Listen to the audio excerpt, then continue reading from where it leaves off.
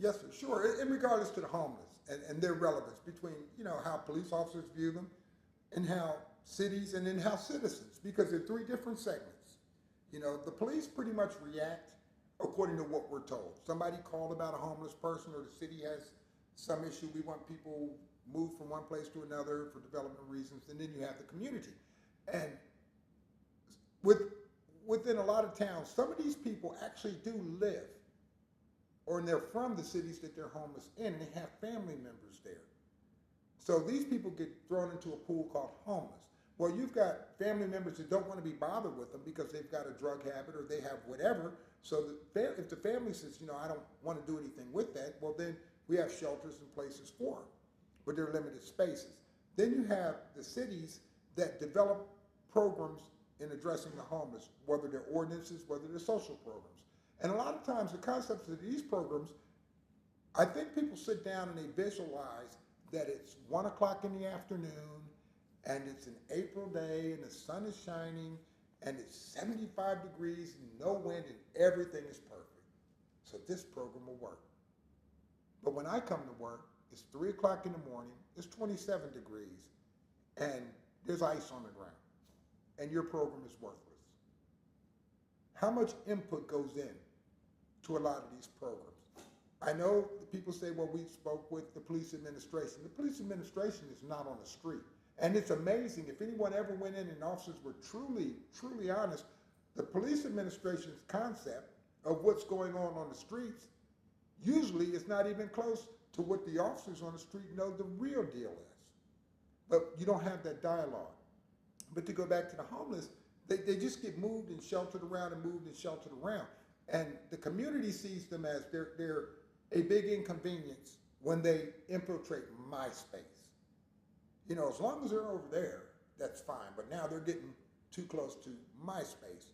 You've got to separate out who is truly homeless. They had a catastrophe. They've got PTSD. They've got something that's a condition that's not by their own choosing. And homelessness is the result of the culmination of those events. And then who's just someone that chose to do drugs and chose to have a lifestyle that's self-destructive. And they got that they deserve. So even within it, first let's break down what is a homeless person. Some people are homeless because they want to be. They don't want that address. But I think even within officers, you see on TV sometimes these people are picked out and victimized. And if you want those people to move, there are ways you can make them move. There are a lot of things you can do that don't involve having to wrestle with them, having to fight with them. And I'm not saying there aren't some incidents where you have to do that. But a lot of times, you can go in your pocket and go buy them a pack of cigarettes and say, hey, man, if I give you these, can you pack your camp up and go? They're going to go. And if you get an officer, why should I have to pay him to leave? Well, because you're going to go down the street to the diner and you're going to eat a $15, $16 meal, probably for free or half off. How much do you bring out? Do you even know these people?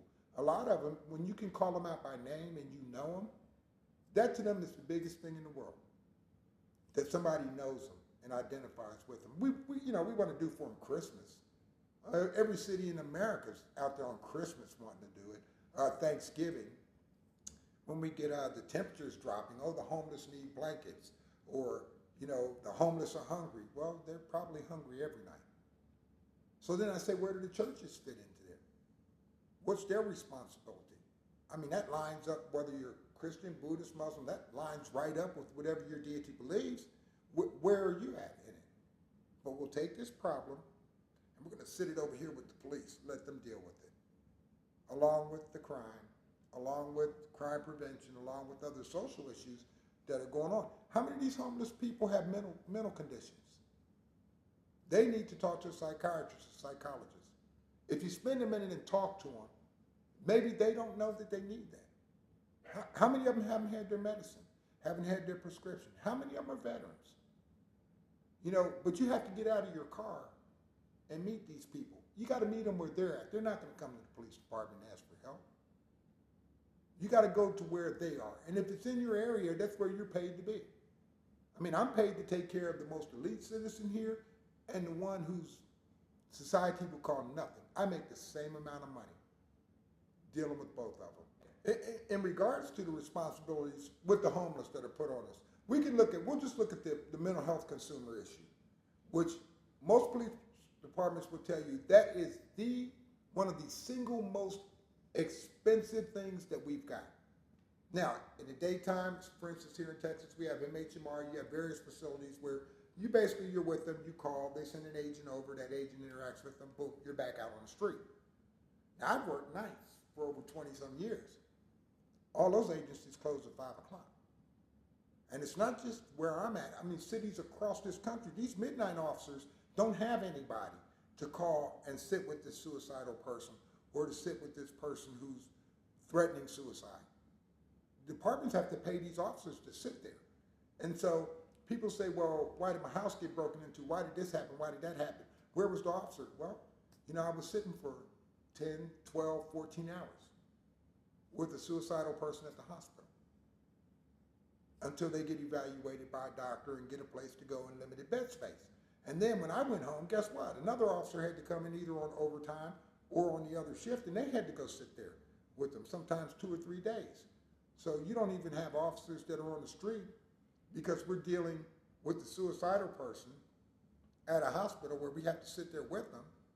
So you're paying me basically to sit with one person. I'm not out there preventing crime or reacting to other things. I'm there. I'm not saying that it's not needed. I'm saying is how can legislators and other people look at the numbers and look at practical application of resources, and that's what we are. Whether we like to believe it or not, we're a resource. We're a chess piece to be put where it can be put for the maximum effectiveness and service to the community.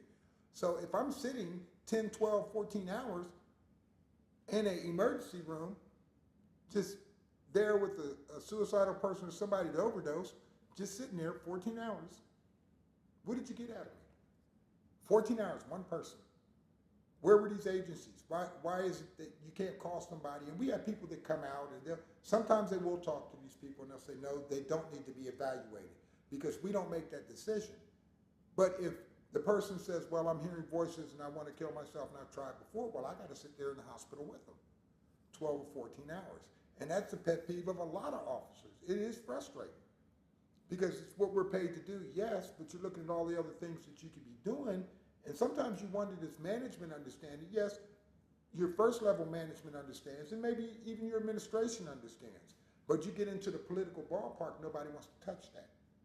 When it leaves the police world and gets into the political world, nobody wants to be the bad guy that says you're going to have your people at whatever social service work longer hours.